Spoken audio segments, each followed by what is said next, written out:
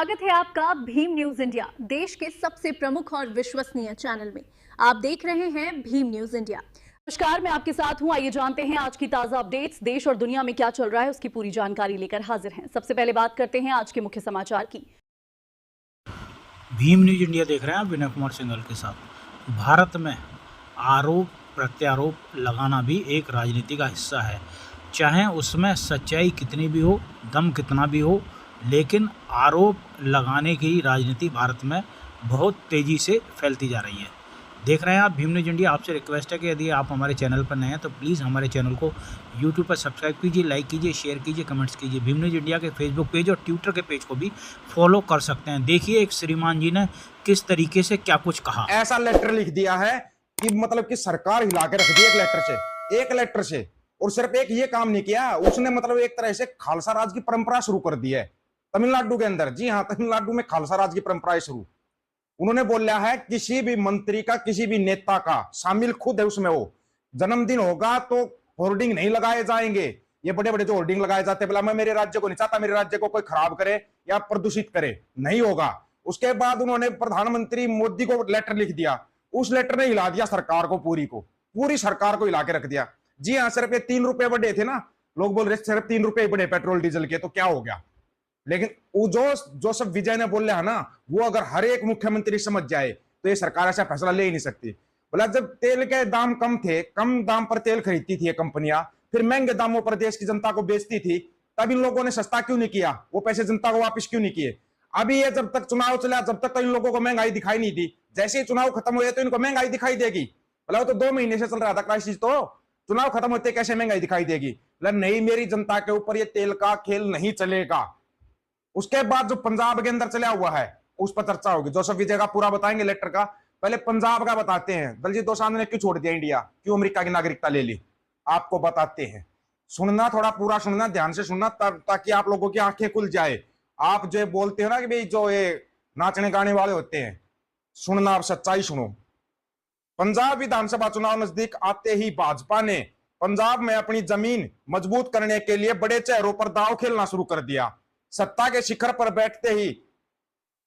बैठने की झटपटाहट में बीजेपी ने पंजाब को जीतने के लिए एक ऐसी आक्रामक रणनीति तैयार की है जिसमें लोकतंत्र के कायदे कम और साजिशें के जाल ज्यादा नजर आते हैं। कहानी की शुरुआत तब होती है जब देश के सबसे बड़े सितारों को सियासत में मैदान में मोहरा बनाने की कोशिश की जाती है। हाँ भाई, सूत्रों के मुताबिक पंजाब के चेहरे दलजीत दोसांझ को बीजेपी की ओर से सीधे मुख्यमंत्री पद का चेहरा बनने का न्योता दिया गया। प्रस्ताव बड़ा था लेकिन दलजीत का जवाब बेहद साफ था। उन्होंने विनम्रता से यह कहते हुए हाथ जोड़ लिए कि वे एक कलाकार हैं और उनका धर्म सिर्फ लोगों का मनोरंजन करना है। लेकिन जैसे ही यह इनकार हुआ, हवा का रुख बदल गया। अचानक हरियाणा में दलजीत के मैनेजर के घर के बाहर गोलियों की गड़गड़ाहट गूंज उठी और इस हमले की जिम्मेवारी किसी और ने नहीं बल्कि लॉरेंस बिश्नोई गैंग ने ली। यह महज कोई आपराधिक घटना नहीं बल्कि उन लोगों के लिए एक सीधा संदेश मालूम पड़ती है जो सत्ता के प्रस्ताव को ठुकराने की कोशिश करते हैं। सिर्फ एक यही प्रस्ताव नहीं, पंजाब के अंदर और भी प्रस्ताव देखते जाओ। दिलचस्प बात यह है कि डराने धमकाने का खेल नया नहीं है। इससे पहले मशहूर कॉमेडियन कपिल शर्मा के साथ भी कुछ ऐसा ही हुआ। उन्हें भी राजनीति में आने की अपील की गई थी और जब उन्होंने अपनी दुनिया में खुश रहने का फैसला लिया तो कनाडा में उनके कैफे के पास गोलियां चलाकर उन्हें उनकी औकात याद दिलाने की कोशिश की गई। पैटर्न बिल्कुल साफ है। पहले आपको एक चमकदार सुनहरे भविष्य का सपना दिखाया जाता है और अगर आप उस जाल में नहीं फंसते तो फिर बंदूकों के जरिए दहशत का नया अध्याय शुरू कर दिया जाता है। और कमाल की बात यह है कि जो वो कॉमेडियन था उसके कैफे के बाहर जो गोलियां चलाई गई उसकी जिम्मेवारी भी किसने ली, लॉरेंस गैंग ने ली। अब आते लॉरेंस के ऊपर। इन सब से बीच सबसे बड़ा बवाल उस व्यवस्था पर खड़ा होता है जिसने अपराधियों को सुरक्षा कवच दे रखा है।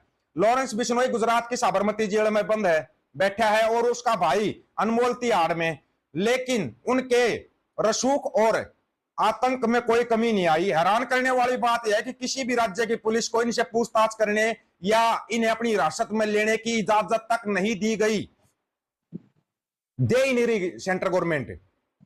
ऐसा लगता है जैसे सुधार गृह नहीं बल्कि अपराधियों के लिए सुरक्षित किला बन गई है, जहां बैठते हैं वे बाहर की दुनिया में राजनीति संदेश पहुंचा रहे हैं। बाकी जैसा कि कहा जाता है, समझदार को इशारा ही काफी है। पर्दे के पीछे आखिर कौन सा खेल खेला जा रहा है?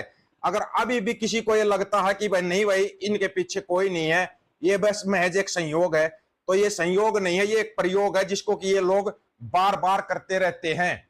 प्रयोग है, एक संयोग नहीं है, ठीक है। लेकिन आपकी समझ में अभी नहीं आएगा। अब आते हैं जोसेफ विजय के ऊपर। जोसेफ विजय ने बोला है कि जो आप ये तेल के दाम बढ़ा रहे हो, इस फैसले को वापस ले लो। हम इस फैसले को नहीं मानते। क्यों वापस ले लो? बोला जब देश के अंदर महामारी चल रही थी तब सस्ते दामों में तेल मिल रहा था। क्या तेल के दाम घटाए थे तेल कंपनियों ने?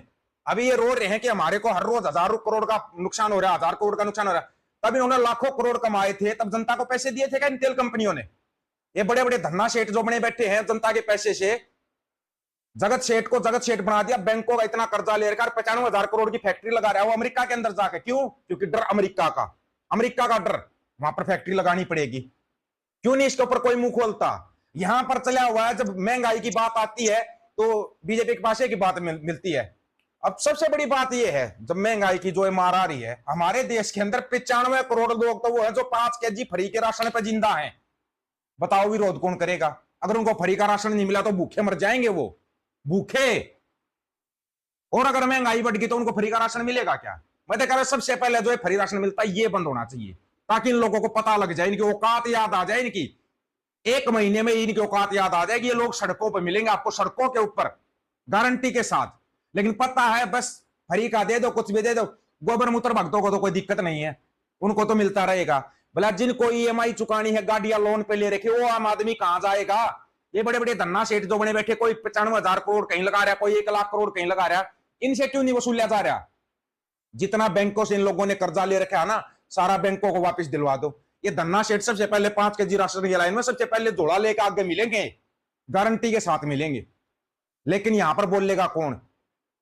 और जिक्र क्या हो रहा है आप देख लो, उठा के देख लो, कोई भी न्यूज चैनल उठा के देख लो, वहां पर बहस हो रही। बीजेपी वाले बस की बात करते हैं, कांग्रेस किस मुंह से बात करती है? सिखों का नरसंहार किया था। भाई तुम सिखों का जिक्र कहां से कर रहे हो? महंगाई के ऊपर सिखों का जिक्र कहां से आ गया?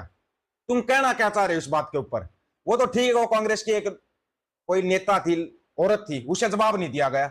मेरे सामने ऐसा सवाल कर खड़ा करके दिखाना, फिर जवाब देंगे। उसके अंदर भी तुम्हारा ही हाथ था, खाकी नहीं करवा लो, तुमने ही करवाया था वो नरसंहार सिखों का। तुम किस मुंह से उस बात का जिक्र करते हो? अकेली कांग्रेस शामिल नहीं थी उसमें, दरबार साहिब पर अटैक करने में तुम खुद शामिल थे।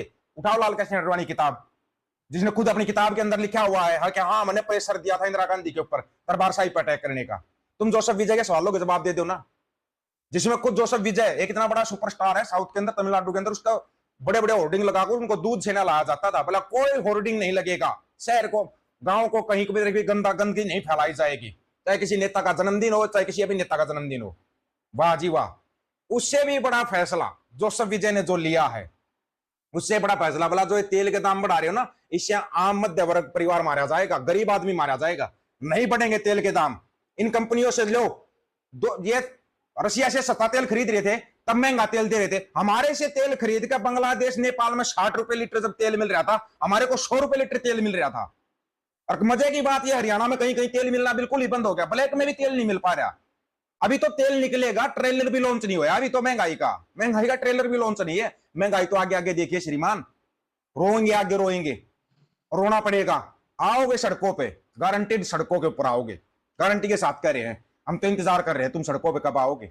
आओगे फिर हम भी घर बैठ के बोल लेंगे ना जी ये आम आदमी नहीं, ये तो आतंकी है। आप लोगों की क्या राय इसके बारे में? अपनी राय रखना आपका इंतजार रहेगा। सभी साथियों को राम राम, नमस्कार। हमारे द्वारा दिखाई खबरें पसंद है सब्सक्राइब कीजिए, लाइक कीजिए। भीम न्यूज इंडिया की न्यूज़ देखने के लिए बने रहिए हमारे साथ। आपका बहुत बहुत धन्यवाद।